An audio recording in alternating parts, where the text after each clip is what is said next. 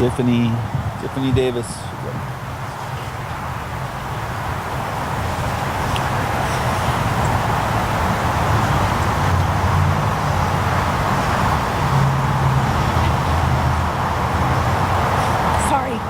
Sorry. Okay. So my baby girl, that's what I called Christine. She had a sparkle in her eye that would light up the entire city. Sorry.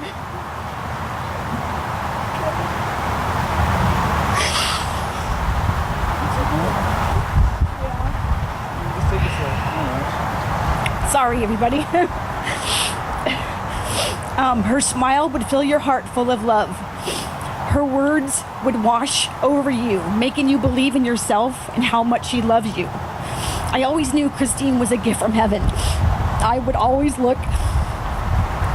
try to look for her wings underneath her clothes. She was sent here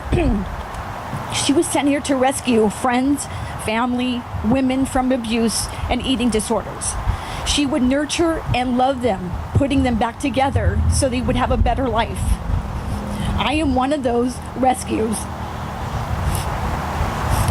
She taught me how to fight. Sorry. She taught me how to fight for my life, to love and believe in myself. But her greatest gift to me was her love. Words cannot express how much I miss her. I know she watches over me. I feel her spirit still guiding me and saying, Tiffy, keep going. I'm right here by your side and I love you.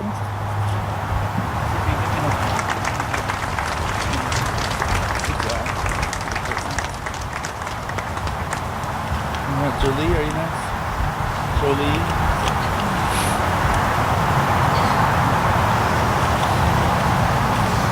Okay, I'm Jolie. This is very strange to me. I'm 37 and I'm a very good friend of Christine's, and this is my first friend that I've lost. My first thanks is to Christine's parents. Thank you for delivering to us such an amazing gift. She truly blessed my life, and I know had I not had her in my life, I wouldn't be who I am today. Her selfless ways and gentle voice is what I will always carry in my heart. I will forever remember the last bit of advice that she gave to me, which is, you are such a bright light and you have so much to do. Having a friend who allows you to have a voice is a great treasure. She always listened without judgment and followed with great encouragement, believing in you every step of the way. I will carry on in my plight of philanthropy in Christine's honor because I know she's right there with me. Christine knew that I had been nominated as Woman of the Year by the Leukemia and Lymphoma Society. I graciously accepted this nomination this year on her behalf because every single day she inspired me to be stronger and to try harder and to be the change that I wish to see in the world. Let's all be reminded that we can all individually make a difference in this world. Keep her thoughts and her heart in your mind all the time, and know that every time you walk out that door, every single day, you can be as strong as Christine was. You can change the world.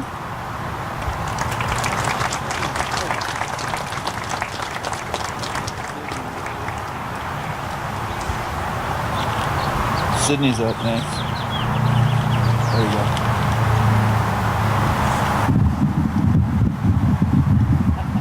A little bit. Thank you. Okay. Before I read what I wrote for today, I just want to mention that even the worst of events can bring many gifts. One of the most special gifts about Christine's illness was the incredible bond that was formed between Christine and her mom, Nadine. Christine often mentioned to me how encouraging her mom's support and love was, and what an inspiration she was for having survived her own cancer. Nadine and Paul, I know Christine was so grateful for all the time and energy you gave to her during these past 4 years. When I sat down to write this eulogy about my best friend Christine, I was flooded with 28 years of memories. And what I noticed most was that not one of them was anything but loving or funny or heartfelt. I think all the way back to when I was 15 and first met Christine in Carolyn Costin's eating disorders group. She was very sick back then, so quiet and shy, but her presence was absolutely meaningful to all of us. So much so that when she didn't come to group one day, and I can't imagine as a therapist being able to do this nowadays, the whole group went to her house and we proceeded to have the group there. Even way back then, like today, her absence was noticeable and we all felt like there was a vital missing part that we needed in order to feel whole. And so we eventually recovered and left for college and lost touch for about 4 or 5 years. But thanks again to Carolyn, we came back and started working together as colleagues in the field of eating disorders. It was then that Christine and I began to form our bond as best friends and soul sisters. When I think of Christine, I know that I was lucky enough to experience what a true soul sister means. There was never, in all of our years as friends, a harsh word between us. She saw me with all of my flaws and not only accepted them, but truly understood them. She was my better half. I admired her in so many ways and was in awe of all that she could do. From building treatment centers from the ground up, creating the largest eating disorders referral website in the country, to creating the Animal Safe House program, she could do it all and then some. I mean, seriously, how many people actually get a whole page dedicated to them in People magazine?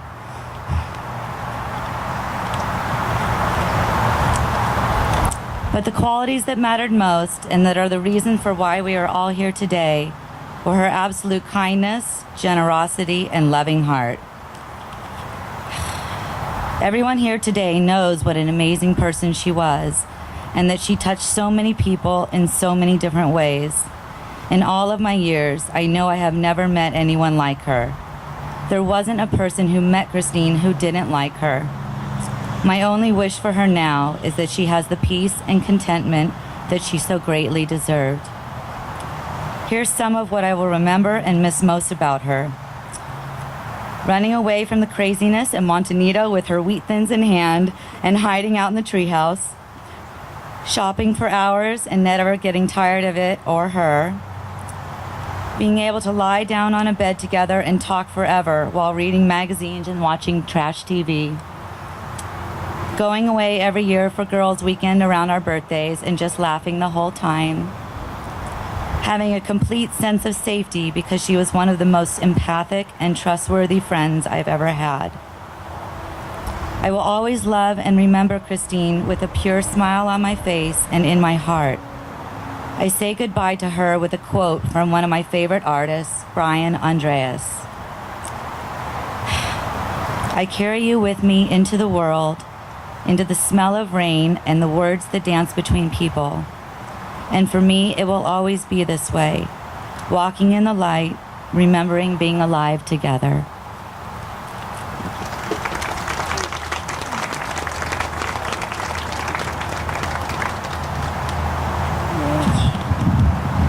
Now it's my turn. This might not be too easy.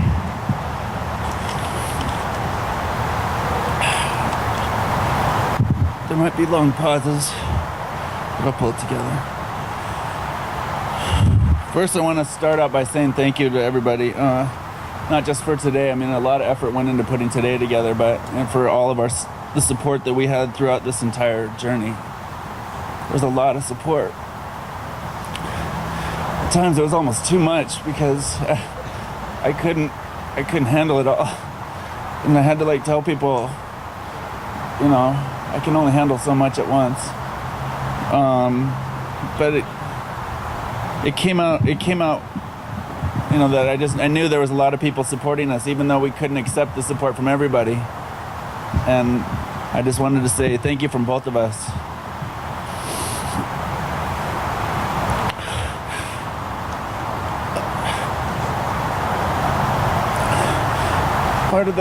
tribute to her is that I would ask people,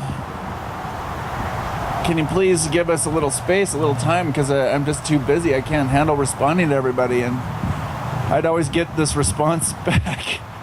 You mean everyone else but me, right? I'm her best friend. You know, everybody be calling up and say, I'm her best friend.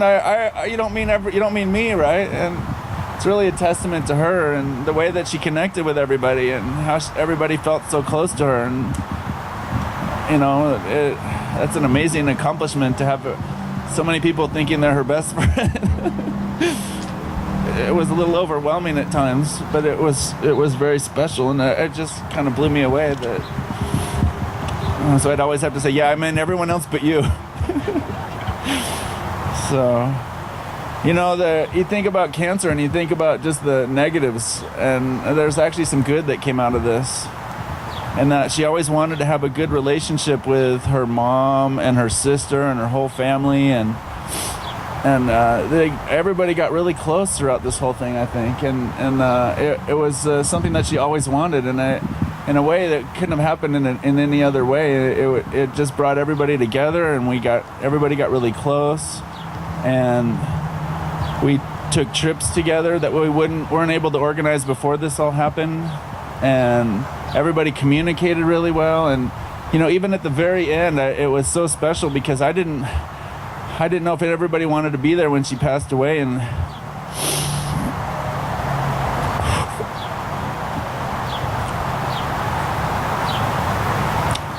I didn't know if I should make the decision for everybody, or I realized I should just let them make their own decisions. So I asked, and I thought maybe a few of them would want to be there when she passed away, but everybody wanted to be there. And we all stood around and held hands and told her how much we loved her, and had a really nice ceremony with some beautiful music played in the background. It was really nice, actually. And she was at peace, and it was really a special experience. It was a special time, and it wouldn't have happened any other way if she hadn't gotten cancer and gotten so close with her whole family and had the connections with everybody, and then the connection was there with everybody at that time, and you could feel it, and it was really amazing. And one of my favorite quotes that I put on my Facebook page is, I may not touch 1,000,000 lives, but I may touch the one life that touches 1,000,000 lives. And I realized that with Christine, she's the one life that touched so many people. She really did have a big effect on a lot of people.